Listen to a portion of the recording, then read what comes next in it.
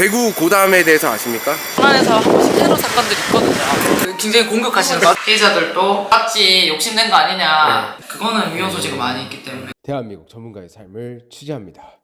추워 죽겠는데 밖에서 뭐 하시는 거예요? 아니 PD님이 부르셨잖아요. 초면에 팩폭 맞은 PD 녀석. 입이 얼었어요. 네. 입이 얼어가지고 네. 한마디 딱 하신 거 봤을 때 네. 고향이 어디세요? 들으면 아시겠지만 대구입니다. 대구. 네. 현진. 네네. 저도 오늘 서울에 사건이 있어서 왔다가 PD님이랑 마침 시간이 맞아서 그래서 오게 됐습니다. 사건이라고 하면은 그 사건 좋은 거 아니잖아요. 네. 늘 좋은 건 아니죠. 근데 네. 이제 어떤 사건이에요? 자세한 내용을 말씀을 네. 못 드리는데 돈 문제라고 생각하시면 됩니다. 돈 문제요? 네네. 손해배상. 손해배상. 네네. 무슨 일을 하시길래 손해배상 돈 문제를 해결해 주시는지. 저는 변호사 일을 하고 있습니다. 변호사님이세요? 네. 아. 정말 제정신인 걸까? 감옥을 가고 싶나 보다. 배지가 없으셔서. 배지 안 달고 다니죠. 아, 보통은 잘 안 달고 다니고 네. 그 법원 출입할 때 요즘에는 몸수색을 많이 하시거든요. 수색. 왜? 변호사님 가방을 왜 수색해요? 왜냐면 배지가 없으면 변호사인지 모르니까 부산에서 한 번씩 테러 사건들이 있거든요. 그래서 테러를 한다고요? 그래 이게 말이 안 되는 게 제가 진짜 지역 감정하는 게 아니고 대구시잖아요. 네. 대구 고담에 대해서 아십니까? 알죠? 대구시라 그런 거 아닐까요? 아니에요. 이게 전국적으로 그런 일들이 있고 그래서 항상 이제 조심하시게 되죠. 그래서 판사님들 계시는 공간에 일반인들 출입 잘 못하도록 많이 하기도 해요. 뭐 판사를 공격해요? 예를 들어서 선고를 들었는데 선고가 마음에 안 든다. 뭐 그러면은 진짜 욕하시는 사람들도 있고. 누구한테요 그래요? 대한민국 사법부가 이래서 되냐. 저는 실제로 재판정에서 그런 얘기를 들은 적이 있고.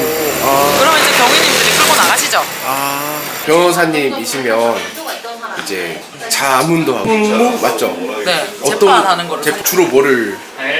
저는 이제 자문보단 송무 재판 위주로 하는 변호사인데 그 중에서도 제가 주로 전문적으로 하는 거는 형사사건, 가사사건. 형사사건이면 이제 범죄 저지른 분들이 형사재판 받는 어떤 범죄? 진짜 뭐 다양한데요. 절도부터 시작해서 뭐 폭행, 중어침입 엄청 많긴 한데 제가 주로 맡는 사건들은 경제사범인 것 같아요. 사기꾼? 뭐 그렇죠. 제가 그거에 대해서 좀 할 말이 많은데 많이 당했거든요. 아 당하셨다고요? 네, 그래가지고 이 모양 이 꼴인데 그 사기꾼들은 자기들이 사기꾼이라 생각 안 하죠. 억울하다. 왜 억울해 하시죠? 그리고 제가 알기로는 사건에서 사기를 성립시키려면 그 의도성 이게 돼야 되잖아요. 그러니까 이 사람이 처음부터 나를 접근했을 때 사기칠 의도가 있냐 없냐 그거는 집중이 너무 어렵잖아요. 입증이 어렵죠. 근데 그런 사람들을 변호해 주는 거예요 지금? 굉장히 공격하시는 것 살 생각이 없나 보다. 네. 뭐 변호를 한다는 게 네. 저는 잘못한 거 없는데요 이렇게 하는 것도 있죠. 하는 것도 있는데 이게 법리적으로 그 당시에 기망의 고의가 있었느냐 그런 것들도 되게 중요한 문제지. 없었는데도 이제 뭐 여러 가지 있거든요.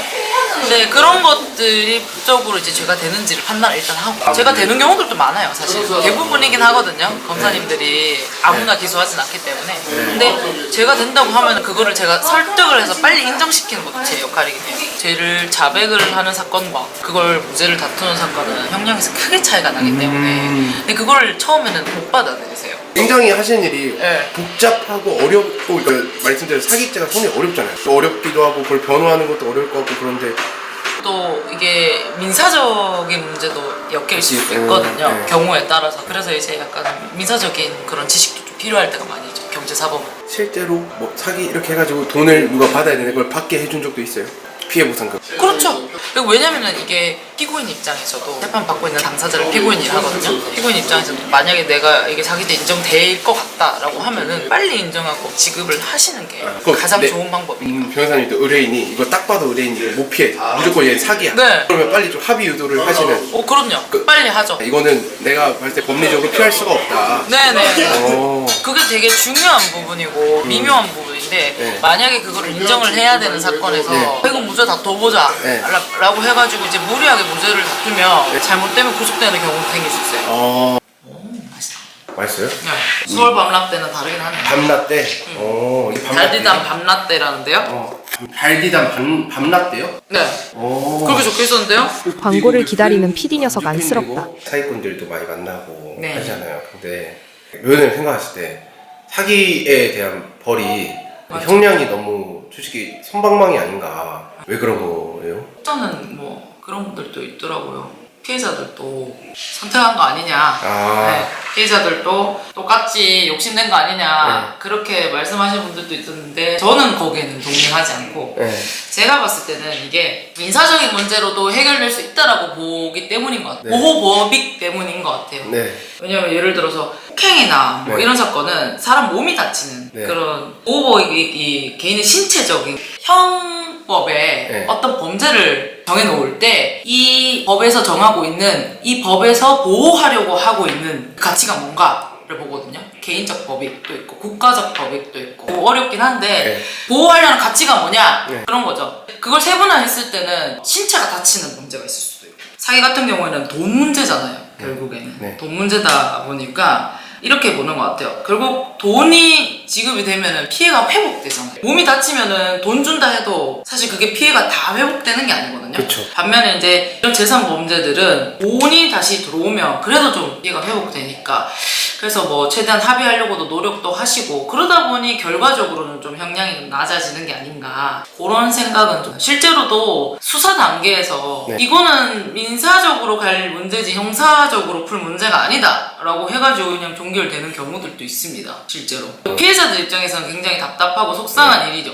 법이 결국 사기죄가 보호하려는 가치가 무엇인가를 봤을 때 결국 돈 문제에 가깝기 때문에 그런 게 아닌가 저는 그렇게 생각합니다.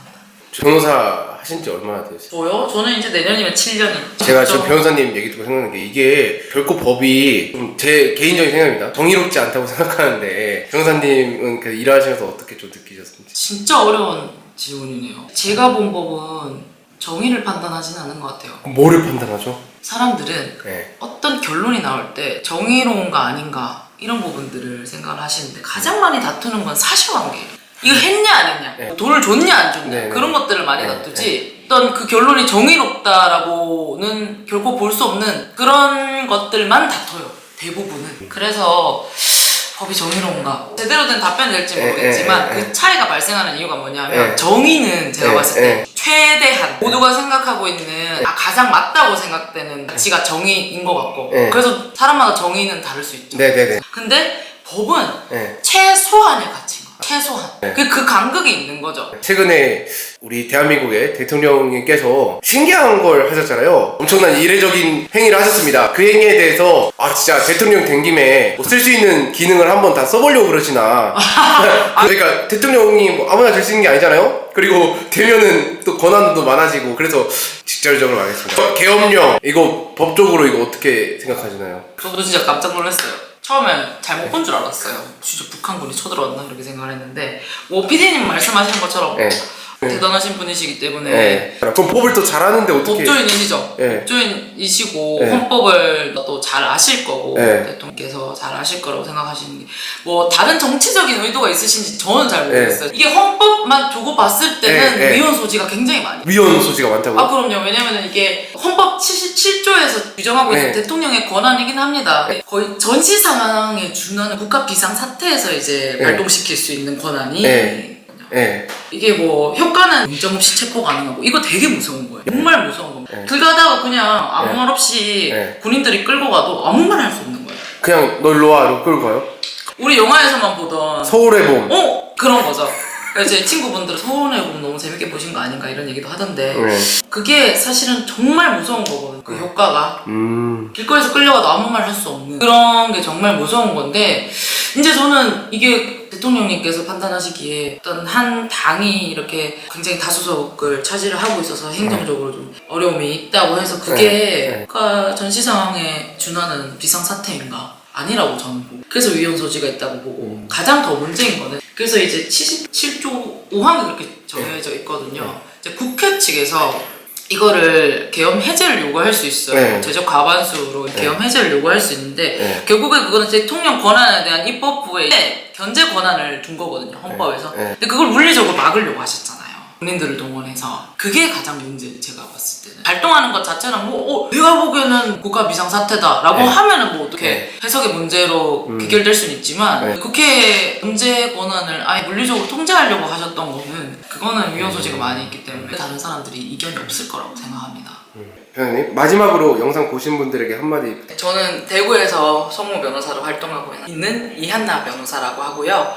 경제사범들이나 이런 사건들을 많이 담당을 하고 있습니다. 혹자들은 뭐 그렇게 얘기하실지도 모르겠어요. 사기범 변호하는 뭐 당신도 나쁜 사람 아니냐, 똑같은 인간 아니냐 이렇게 얘기하실 수도 있는데 억울하신 분들도 있고, 그리고 또 제가 나서서 피해자분들이랑 합의를 주선을 해서 피해자분들의 피해가 회복되도록 도와드리는 그런 역할도 하고 있습니다.